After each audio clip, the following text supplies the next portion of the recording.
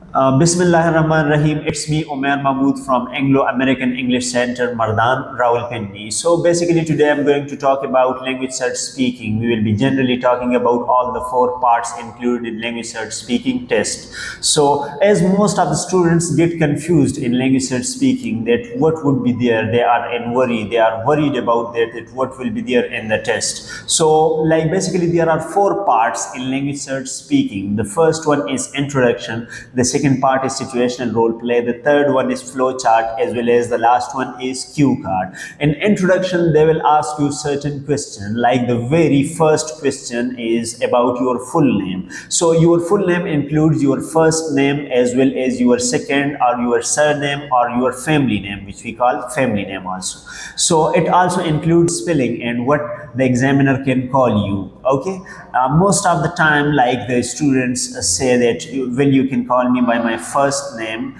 Let me give you an example of myself. Like my full name is Umair Mahmood. Mahmood is my family name, my second name or my surname, and I can just answer the examiner, tell the examiner that you can call me by my first name Umair. So that's a good method, that's a simple method of that. Apart from it, the examiner's second question is about your place of birth. So it may be in any kind of wording, like he can ask you where you born, what was your place of birth, about your address. So all these questions are same, but they can be in different kinds of words. And like moreover, he can ask about your hobbies, he can ask about your favorite subject, and like there may be some about your personal likes and dislikes, some questions regarding that, some questions about your personal opinions regarding different things. So it's all about introduction, and introduction part like it consumes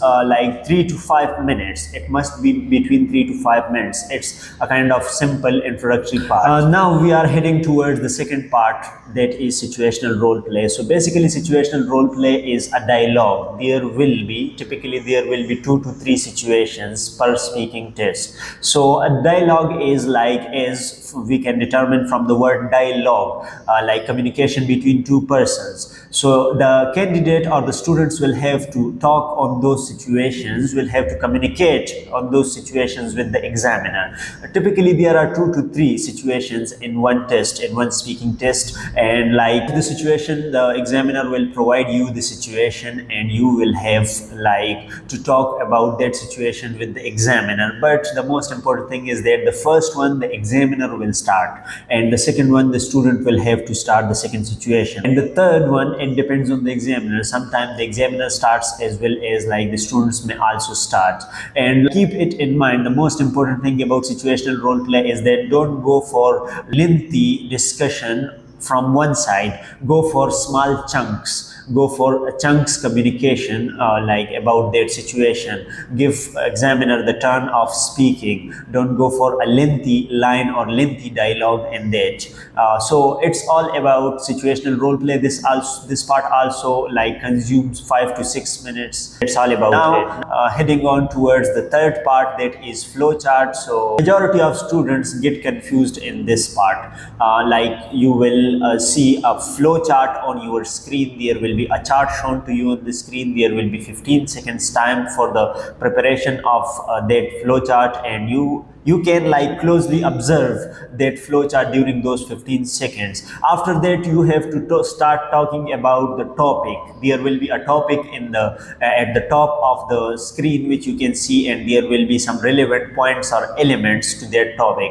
Like you will have to start discussing about that topic, and after that you have to come towards the first point. You have also to explain that first point, but remember, whenever you like say a point, so you have to justify, you have to just properly provide reason regarding that point. So after that you have to come towards the examiner and ask about his or her opinion regarding that point. You will have to discuss all these things in this manner. At the end of each and every point you have to ask about the examiner's opinion. Well, now you can see a flow chart on your screen that is writing competition, and there are some relevant points like below from the heading. So like as we can see, the topic is writing competition, so we will start talking about it. Like today we are going to talk about writing competition, and then we will directly come towards the first point, that is friendship. So I think the theme should be friendship, because like, it's very important aspect of our life. Everyone nowadays likes to make friends. So now the point is just theme friendship, and I have elaborated, I have justified that why is like the theme should be friendship, because I have talked about that everyone nowadays likes to make friends. So now it is the justification of that point. So like this is the way we can do a flow chart in a better way. You have to justify each and every point with the examiner.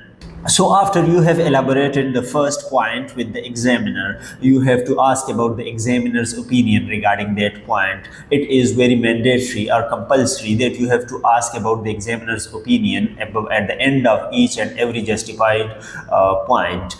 And after this, the examiner can ask about the coming points, like the examiner will try to mislead you or misguide you. Let's suppose there is a point in this flow chart that is number of words, about 2000. So the examiner can ask you that what do you think about the number of words? I think it should be 5000. So now look, it is against your flow chart, so you will have to stick to your flow chart, and you have to disagree with the examiner in this point. But keep it in mind, the examiner can also ask you some correct information that is included in your flow chart. It is the most technical part in this part, and like you have to be focused, you have to be active according to your flow chart, and you have to just stick to your flow chart. Don't get distracted by the examiner.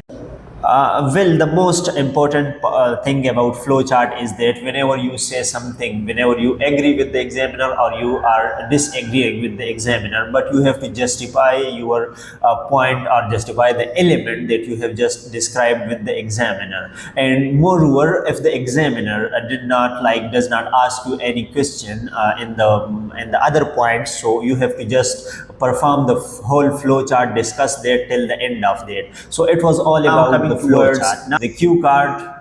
So basically cue card is a 2 minutes presentation. For cue card you need a piece of paper and pencil. The examiner will provide you a topic. Along with that topic there will be 15 to 20 seconds countdown. In those 15 to 20 seconds time you have to write some bullets or some elements regarding that topic. After the completion of that time you have to start talking about that topic for 2 minutes. Remember, it is 2 minutes presentation. And the one more thing about it is there may or may not be some follow-up questions. Most of the time it depends on the examiner, but in some cases he can ask about some questions regarding that cue card.